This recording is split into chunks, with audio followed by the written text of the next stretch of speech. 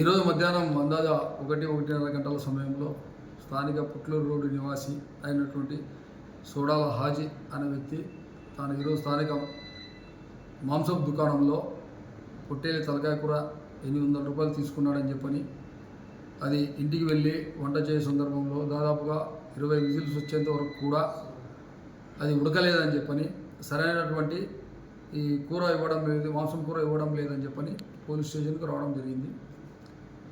ఈ సంఘటన ఆశ్చర్యం కలిగించింది.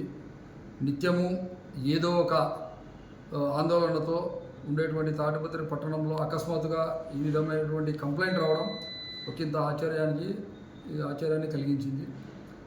సదరు హాజీ ఈ యొక్క తలకాయ కూర ఉడకడం లేదని చెప్పని పోలీస్ స్టేషన్కు వెళ్ళినాడని చెప్పిన సమాచారం తెలుసుకున్న మాంసం దుకాణదారుడు అతనికి ప్రత్యామ్నాయంగా మరి ఒక కేజీ మామూలు మాంసాన్ని ఇచ్చినాడని చెప్పని తెలిసింది.